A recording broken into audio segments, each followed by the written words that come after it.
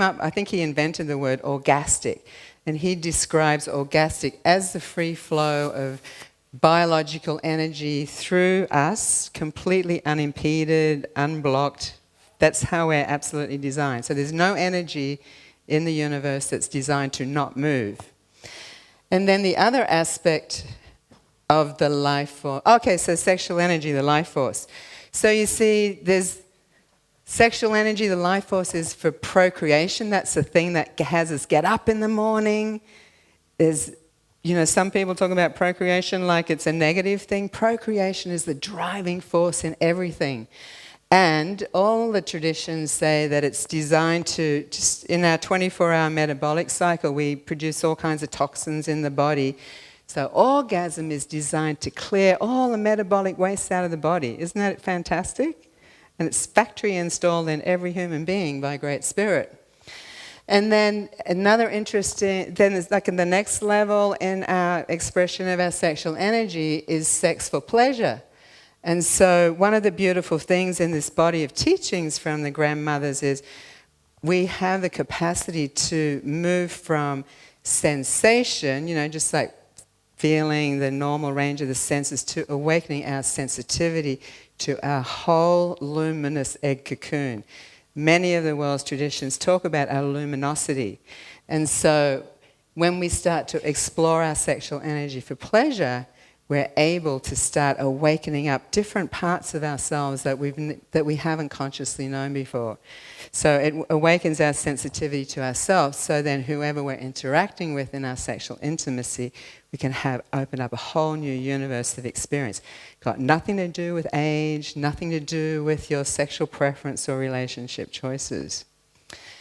And so then the third aspect of our sexual energy, the life force, is eventually when we've explored fully for pleasure, then we can use it for awakening, illumination of the whole nervous system. Now some people call that kundalini, some traditions call it kundalini, but that's the full intensity of our sexual energy experienced in the body through the central nervous system. It's the fountain of youth too, in case you're interested. And then Kwadoshka means two energies coming together and creating more. So you can see here, this is a wheel of the elements, because that energy of Shulakwe, you can see that's in the center where the element of the void is, but it has a south expression, just like on a compass, of orgasm. It has a west expression, orgon, in the physical, orgasticness in the north, in the mind, Arende in the east, the place of fire and spirit. And so just briefly, so in the center is like that pure white light, swirling, orgastic energy. And then when it comes through us, flows through us, it is the energy of orgasm. Orgasm is a giving energy. You don't get an orgasm. It flows through you. You got to say yes to your orgasm, and then when you permit yourself to say yes, rather than be a no-saying person in life, you say yes to life, then orgasm can have a tremendous force through you, and it just overflows into everything or everyone else in your path. So that's why orgasm is in the south, where the water is. The west expression, the physical expression, is called orgon. And I'm sure many of you have experienced orgasm where you've had like your whole body is shaking, maybe for a period of time after it. It's not from tension.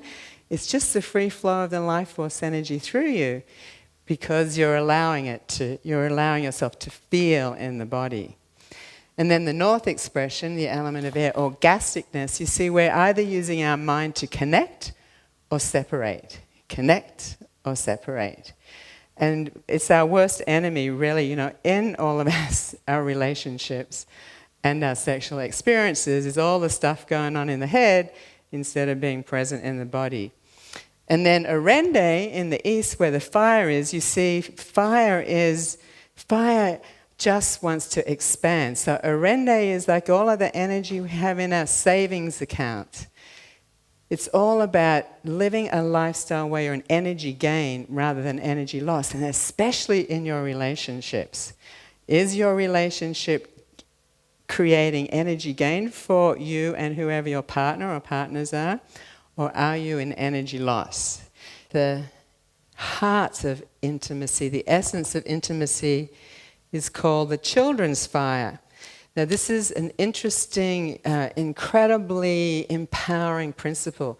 So, we're always seeking to better our relationships, right? Or we're seeking to have one, or get one, or improve the one that we're in. Really evolve the one that we're in. And so, in this body of teachings, the elders talk about the children's fire. So the children's fire is that part of us inside that has made an agreement. We each have an agreement with Great Spirit of what we will and won't do in this lifetime. How we're going to learn and grow in this lifetime. And so our children's fire is always expanded through pleasure. It's always stoked by the breath. It's always stoked by learning new things. That flames us on. Would you agree? When you learn something new, or when you're hungry to learn something new, it just lights you up, yes? So here's the cervix is the entrance to the womb. It's pretty amazing that a baby comes out of there, right? So it dilates when it's dilated fully, in transition, when we're giving birth. So the first chakra point for a woman is this anterior surface at the entrance of the cervix. So I'm going to be directing your attention to that. A lot of places only teach the men's point, but it's a very powerful point for us to start connecting more to our sexual energy. It's that energy is still there. Doesn't matter what kind of surgery that you've had. That energetic is always there. The space is there, for sure. Relationship is a journey together where the interconnection, interdependence, and interreliability is the ship. And the question is, how do you communicate on the voyage? Beautiful description of relationship. We're on a journey. And so depending on what our focus is on the journey and where we're at in our own maturity as a man and a woman is going to depend and make all the difference on how we communicate on the voyage. Before we go on to further questions, let's look at the sexual preferences wheel. So this is one of the first wheels